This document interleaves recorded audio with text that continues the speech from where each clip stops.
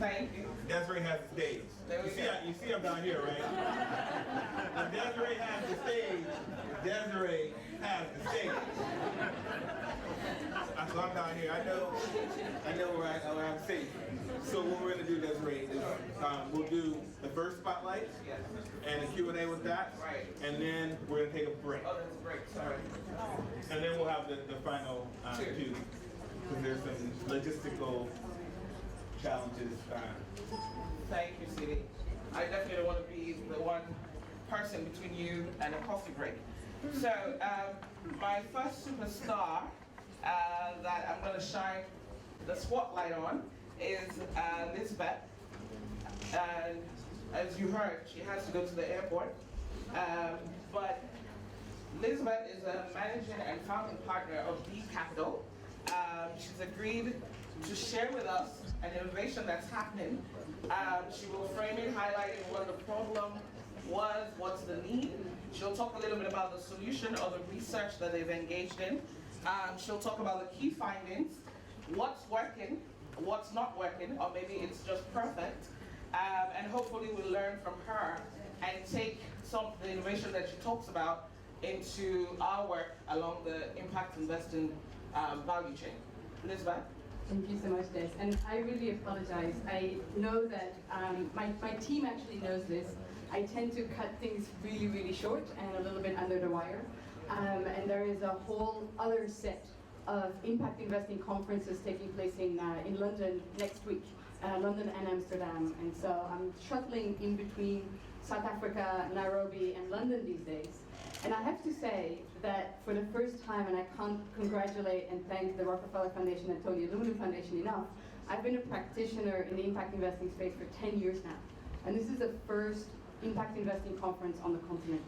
But this has also been the first time that people put their feet down into the reality of what we're dealing with and what we're facing on a day-to-day basis, and are talking about the challenges, that are talking about the problems and the issues.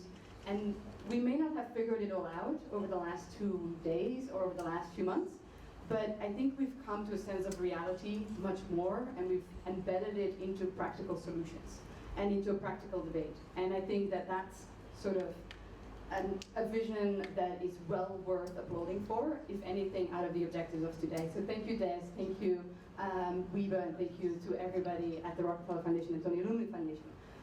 A quick vision to the future. At D Capital, which is the impact investing advisory arm of Dalberg, we have been working on a number of things that probably might sound like a little bit of science fiction today, but we're hoping may be addressing some of the key challenges that we've been talking about earlier over the last 2 days. One of the key things that we have been mentioning a lot is that vast spectrum of the impact investing space. On one hand, we are talking about foundations moving into the venture philanthropy space and looking to preserve their capital and working with PRI investments. On the other hand, we're talking about the JP Morgans, the BlackRocks, and the Credit Suisse wealth managers who want to do more responsible investing. And with this breadth, it comes with the challenges of a profile that is very difficult to tailor to, because people come at this industry with varying expectations around risk return, around liquidity, etc. And a lot of the conversations that we've had are around direct investments, around private equity models. We've heard about venture capital and the need for venture capital style business models. What we at D Capital have been working on is to see, and I think Kola actually mentioned this earlier, or Ben from Business Partners at the previous panel actually, that there's a number of other financial products that this market could use to shift the discussion away from a single source risk return liquidity profile. And one of those tools actually was pioneered in the UK through the social impact bonds for the Peterborough prison, where you implement a pay for performance system that allows your investors to actually get repaid based on results. And the results are triggered by implementing agencies. It could be NGOs, it could be SMEs, it could be the private sector, multinationals, that then get rewarded through a bonus system and ultimately it is the public good that they are servicing the community to that is going to be repaid through either a government, a municipality, or a funder. We have been working over the last year trying to implement the social impact bond concept into global health issues. And one of the global health issues that is really problematic in a continent like sub-Saharan Africa, namely malaria. And we have designed a malaria bond that is a malaria performance bond. It's a pay-for-performance mechanism that we're currently implementing together with the government of Mozambique and the Ministry of Health. Now, I was going to get some energy into this room and say this is no longer a vision of the future, because this will be the first of its kind social impact bond on the sub-Saharan African continent. However, Kola just told me that they are doing one as well in Nigeria, and they will lead us to it. So it's not going to be the first, but it's one of the first. And actually, that's really exciting because it means that what we're doing here is we're expanding the suite of financial services that can address that can be utilized in impact investing sphere, and we're addressing public good problems with a public-private partnership that is based on performance. And COLAS is embedded in agriculture, as you know, like he was explaining, there is such a massive gap between the need and the actual supply. And this is actually one of the mechanisms that I believe can really, help us bridge the gap between supply and demand in the impact investing space. First and foremost, because it puts the emphasis on impact up front, because it is a pay-for-performance mechanism, and therefore you have to identify the impact measures with which you're going to define success up front. So it's no longer about monitoring or auditing whether you have had impact. And we had this discussion yesterday, it puts a bit of coolness into the whole debate around metrics and around monitoring of those metrics. I would go even further. It makes it the fundamental pillar of your financial instrument, because what you do is with your public-private coalition, your socially minded investors, your implementer, in this case it will be a number of NGOs, but in other cases it could be an SME, it could be a co-op active in agriculture, it could be a power generating facility that is driven by biomass, it could be anything. Together with the local municipality and the government coming together and first having that debate around, one, what is our key objective? What's the social need that we're addressing, social or environmental need? Two, how do we go about identifying that and measuring that? And three, what are the levers of success? I.e., if we reduce CO emissions by 50%, is that success in our community? If we are able to generate 30% of our local electricity usage by solar energy, is that success? Or is it 60%, or is it 80%? So you determine all of that up front. Then you decide collectively what are going to be the actual measures by which we're going to do this. We have had this internal debate with our public-private sector coalition, and maybe some people might sympathize with what me and my team have been going through over the last 6 months, but we have public-private sector coalition consisting of the mining industry in Mozambique, Anglo-American has come to the table, Rio Tinto, Vale, we have Coca-Cola, we have the Ministry of Health, we have the Global Fund, we have the President's Malaria Initiative, we have the UN Special Envoy, we have WHO, the Rollback Malaria Community, we have PSI, World Vision, UNICEF, and any other community behavioral change NGO that is active in the test province of Mozambique, all around the table. And the fascinating thing is that the source that overlays this all is a company that was mentioned earlier this morning, which is Nando's. And Nando's has been the driving private sector force behind this. And basically the reason why they came to the table is, as South Africans amongst you will know, their piri-piri chicken is embedded in the Mozambican heritage. But they also have a piri-piri farm. And over and beyond that, they actually don't sell any chicken in Mozambique.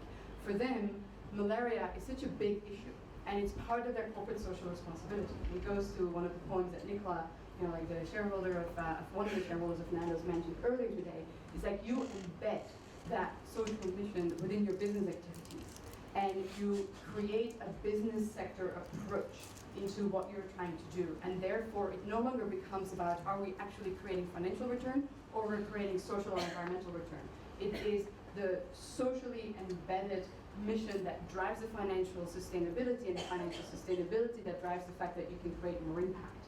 And that is really the trigger and the mechanism that we're trying to implement here through the Pay for Performance Malaria Bond in Mozambique. And this whole coalition is now gradually coming to the table, and we're taking it to market hopefully by the beginning of July. And we're very enthusiastic about it being one of the first of its kind. And there is other initiatives like that. The Clinton Health Initiative is currently working on one for HIV in Swaziland. The Center for Global Development in the UK, together with Social Finance, is working on one for sleeping sickness in Tanzania, I believe.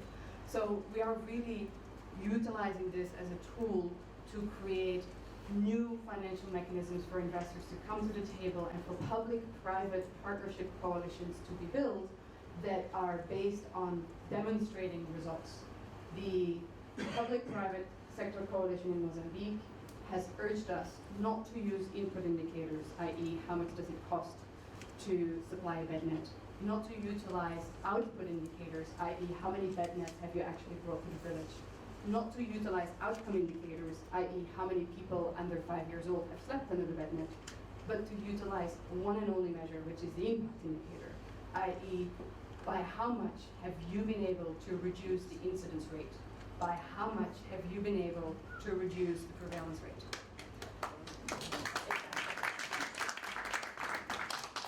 And what they're telling us is that it is exactly the same as when I, as a shareholder, ask my CEO to deliver X% in net profit.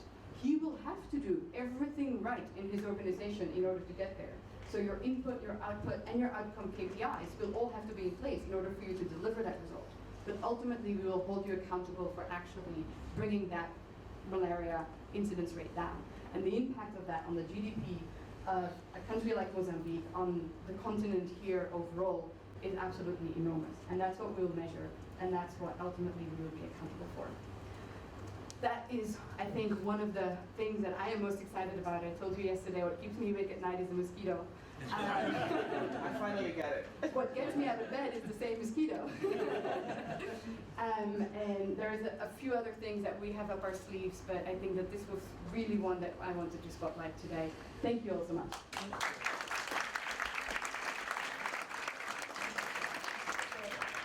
That's fabulous. It's hopeful. Lisbeth, I know you have to run, but questions. I think we have time for maybe 2 questions. Thank you very much. James Adler, SMB. Excellent innovation. I think it's clearly an evolution from the first SIVs that came out with the Goldman deal. My question is actually twofold. One is you have a 5% return.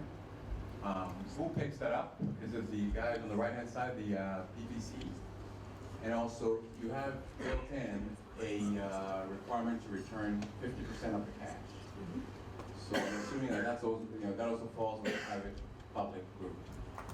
How does that work? How did you secure, that kind of an agreement from a government? Great. So the 50-50 split is probably the first part to begin with. So originally, we were asked by a lot of the investors, can you give us a 100% guarantee? Everybody in this room knows that if you give somebody 100% guarantee, you're not going to get very far.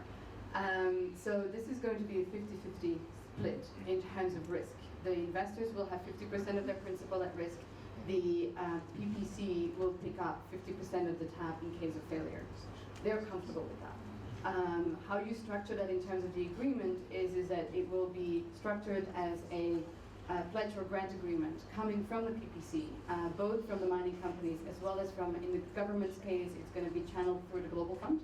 And so it's written within the agreements between the Global Fund and the government. And therefore, because you're right, so if you look at it from a risk assessment point of view and a de-risking point of view, that's where you start having a political risk, as in, is the government going to come through? And we looked at that at length, and I think the international community there is more comfortable if you embed it within a grant, like from the Global Fund or within those kind of agreements. So that's how we've mitigated for that. The 5%, interestingly enough, when we had to do a cost-benefit analysis. How much does it cost for a mining company today to actually have, the Tet province in Mozambique has a 60% prevalence rate of malaria. That's the official rate. The unofficial rate from UNICEF is 80%. That means that when you go to the Tet province in Mozambique, you get bitten by a mosquito, pretty much get malaria. So any expat that is there from any mining company will get repatriated when that happens, and the costs of those are absolutely massive. We've estimated that an entire community will probably spend about 10 million on just treating their employees and the loss of productivity based on that incidence rate in malaria in the Tet province. For that amount of money, we can actually prevent malaria in the entire community. So that's the shift that we've made. Out of that cost-benefit analysis comes the 5% interest rate, because it's completely embedded in the cost of the program. Do we have a question from that side? Yeah,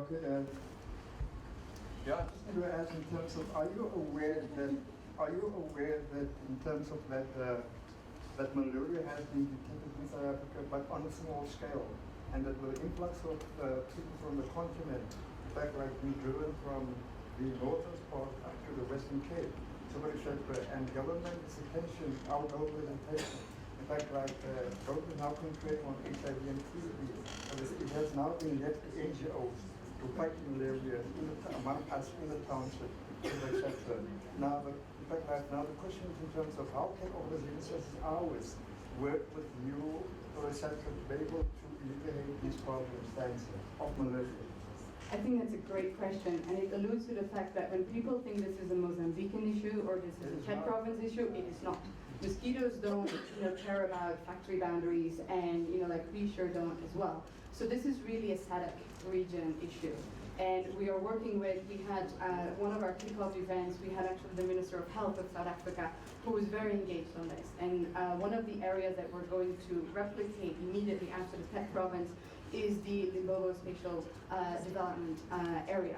And that is a border area between South Africa, Swaziland, and Mozambique. And so moving it gradually up towards the Kruger area and then into South Africa, I think is going to be one of the key success factors as well, because we need to tackle those borders, because migration issues and migration cases are going to be one of the key areas where the program on the performance side might fail.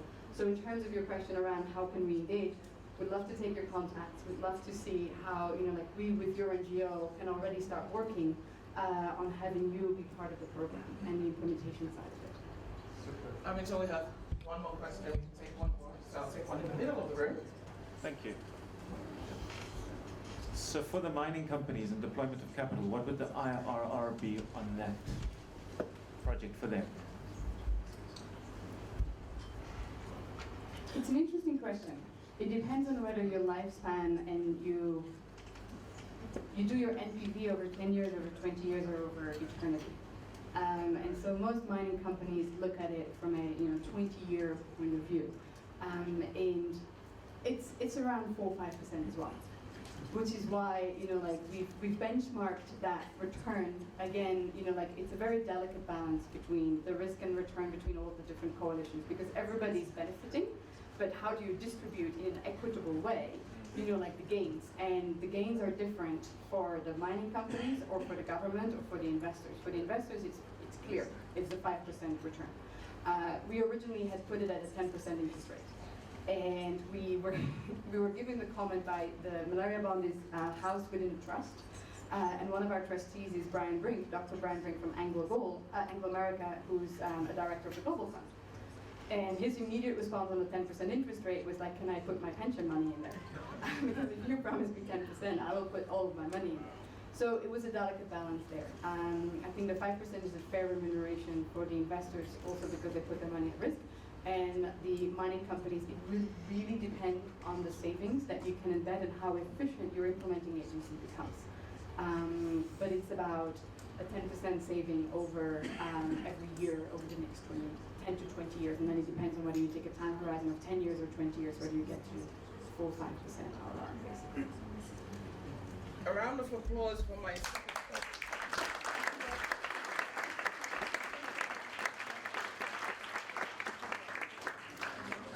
Safe travels. that will not cause excess luggage, so enjoy. I'm still high from a first spotlight, and too bad Lizette had to run out of here.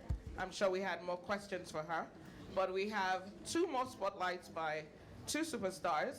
The next spotlight is actually going to be introduced by Francois, and Francois, I'll turn over to you, so you can do that. Thanks very much. This is more like a strobe light. We hope to be quick and keep you awake with flashing lights. So this forum has really been about accelerating the industry and the market of impact investing in Africa. And so at the University of Cape Town Graduate School of Business, we're also interested in, as part of that, accelerating the practices and the tools. And between Dr. Gianporcaro, Stephanie, and the Bertha Center, we've conceived of an annual barometer. A barometer is a test of the temperature. There's a lot of talk about what potentially is happening. We'd like to try and measure that and track it and see how much, where, what are the tools, what are the guidelines, what are the practices people are doing and using. And that's essentially the barometer. We're going to present you really the summary overall results. It is the first year we're doing it. It has been relatively comprehensive, but not entirely exhaustive. So we also welcome you to contribute your ideas, your practices, what's actually happening in your industries and in your companies to this barometer on an ongoing basis. So it will be an annual report. It's intentionally 4 pages. So we hope that you'll actually use it. It's intended as a practical tool for practitioners. That's what I'm going to say, and just hand over to Stephanie to give you the barometer results for this year. I'm Stephanie Gianporcaro, so I'm an academic here, and I was a bit tired of writing 30-page academic article, very complicated, so decided to do something short and simple for once. So with Francois, we brainstormed that idea of a 4 pages barometer on investing for impact. And what we wanted to do is also to give a broader view about SRI, RI, and impact investing, and to try to connect the dots. So it's the first time, so it's not perfect. We are aware of it. So the investment barometer is a tool to promote understanding of the SRI and impact investment landscape, and will be published annually. So the barometer tracks investment practices by mapping 3 things: how investors identify themselves, what tools they use, initiatives they subscribe to related to investing for impact, and we also map the available capital pool and sector priorities for investment. So you can go into the details when you read the barometer, and so some key findings that we have with that first edition. So amongst the various labels used to describe investing for impact, we discovered that finally few South African investors self-identified as impact investors. So you have that graph, it gives you a bit of the percentage. And we have identified that the top 5 sectors targeted for investment for impact in South Africa includes infrastructure, transport, agriculture, enterprise, and SME development and health. And we have also pinpointed that the leading initiative investors subscribe in that space is the United Nations Principle for Responsible Investment. So that's a very short snapshot of something that is already a snapshot. But if you want to get more, you can read it. And if you have any questions, any suggestions, you can come to us and speak with us. And another thing, if you want the electronic version of that, it's on the GSB website. So you can get it, and it's free, and you can spread it to the world. Thank you very much. Thank you. Our next spotlight is going to come from James Addo of SNV. James has agreed to do a brief presentation for about 10 minutes. The same format. He will present for 10 minutes, tell us what's new, what's the innovation, what are we going to learn, how are we going to apply this in our spaces where we work, and then we'll open for 3 questions. Good afternoon. Thank you for staying. I have the unenviable spot of being the very last guy. So I'll keep it short and sweet. There's more. Thank you. Thank you very much.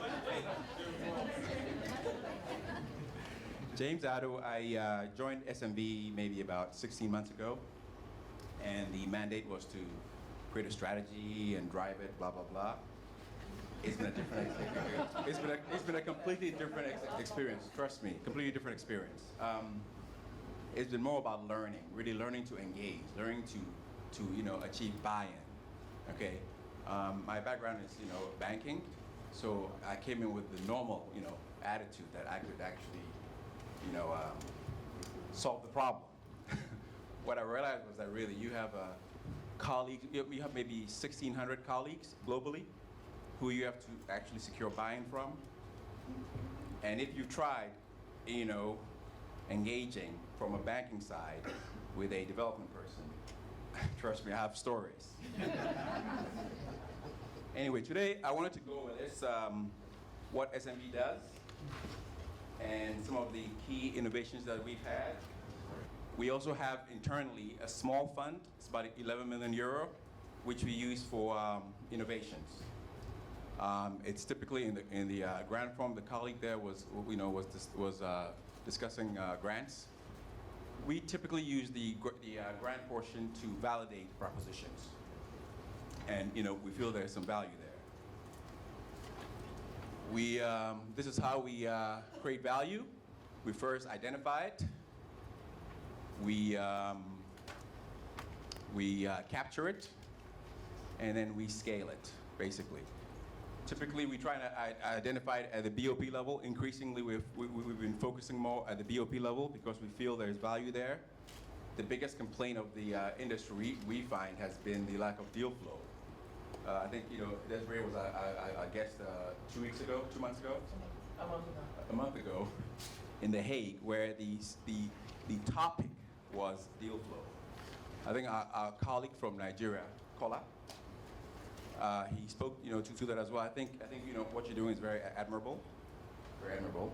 I have a few questions about your bond or your rope bond. In terms of our view on the market, again, this is self-explanatory. We normally work along the value chain. Historically, we are focused at the very bottom. But when we launched the Impact Investment Initiative, we started focusing more on the part of the chain that we felt made sense, which is really immediately immediately pre-processing, and in some ways post-harvest.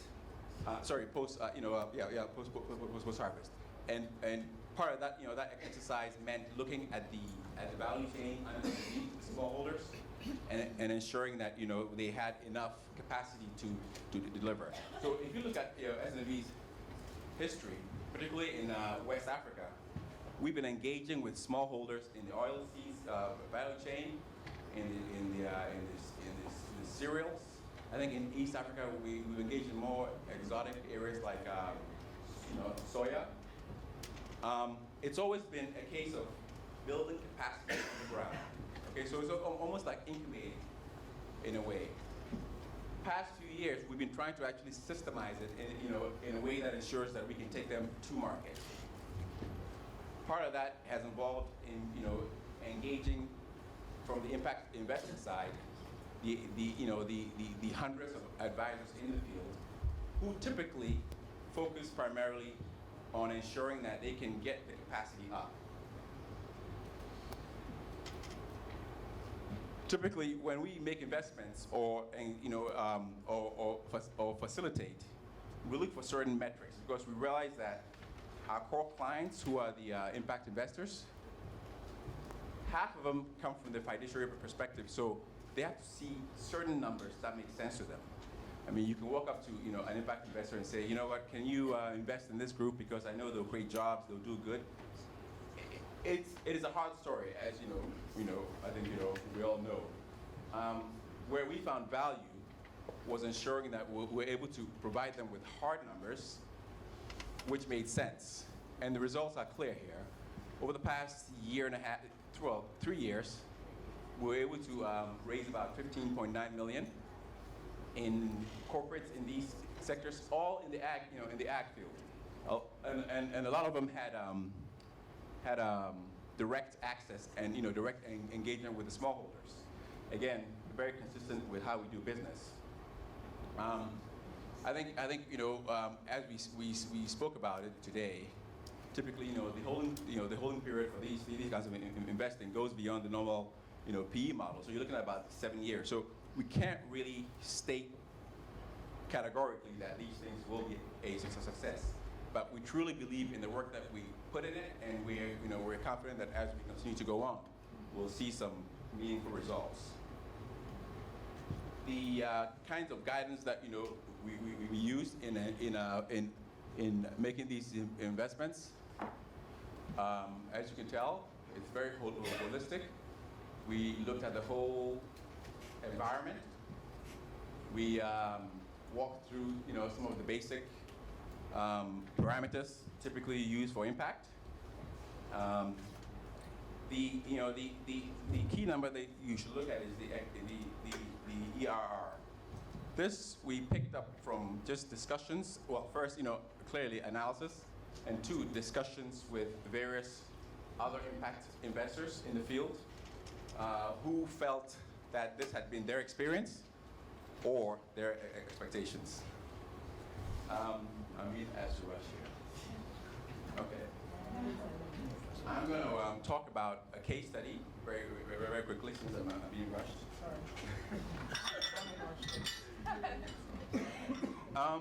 About 3 years ago, SMB Zimbabwe had been working with these smallholders, farmers in the rural areas, trying to build capacity, trying to get them market access, and realized that there was a fundamental mismatch in terms of opportunity and the access to capital. So they did their own study.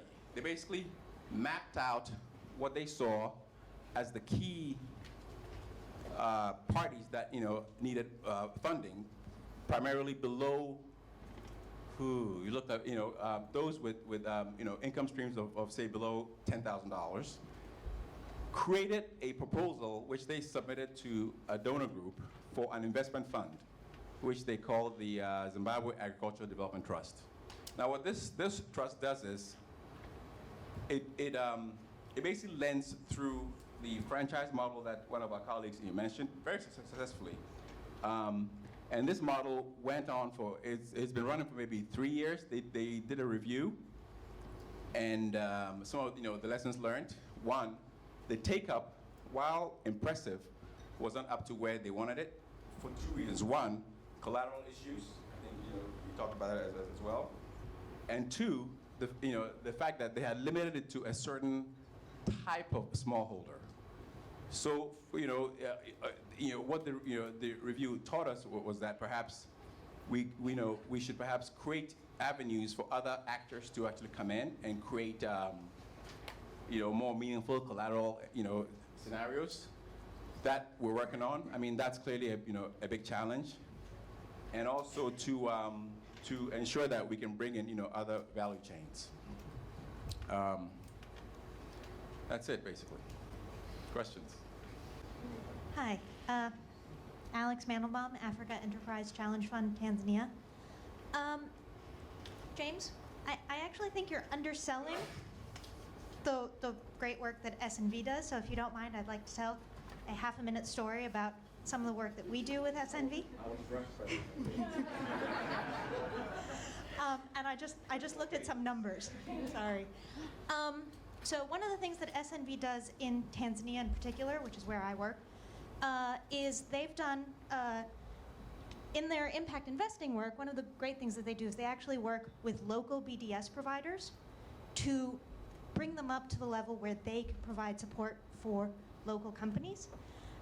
This is incredibly important in Tanzania, where there isn't enough BDS support in general, and particularly because they're doing it outside of the regularly scheduled areas. So it's not just about BDS support in Dar and Arusha, it's about BDS support in Iringa, in Mwanza, and places where you wouldn't be able to find good quality support. Alex, who's BDS? BDS is a business development service. People wanted to know. Sorry. AECF is a donor-funded challenge fund. In Tanzania, we have 22 agribusiness investments. Of those, not a very high number are actually Tanzanian-owned, Tanzanian-operated businesses, but 5 of them are. All 5 of those were helped by SNV-trained, what's called an LCD, Local Capacity Builder, LCB. They're amazing. They're really, really amazing, and you're doing such quality work. That's actually resulted in $1.7 million of grant, repayable grant, going to those businesses, and they represent, like I said, in terms of businesses, about a quarter of my portfolio. So thank you. Hi, my name is Graham Sinclair. I'm principal of Cinco and president of the Africa Sustainable Investment Forum. Thanks to our host for today and for your presentation. I have one question that ties back to Emmy's earlier point, where she spoke about impact investing and some of the growth globally. And she pointed to the role of gears as a rating framework and the opportunity for different rating agencies. And she spoke of Moody's and S&P and so on. If or how do you see that as a threat or an opportunity to your business model as SNV? And a second part to that question is, how many social entrepreneurs could we create whose job it is to be suppliers of ESG information to your firm? In terms of our revenue model, maybe because I didn't get a chance to to walk everyone through it. We provide pre and post investment services. We also do turnaround, and then we also engage in the all-important capital raise for funds primarily. Right now we have about $770 million worth of funds that we're working with. They're all about 30% capitalized in the field of ag, renewable energy, and mainly.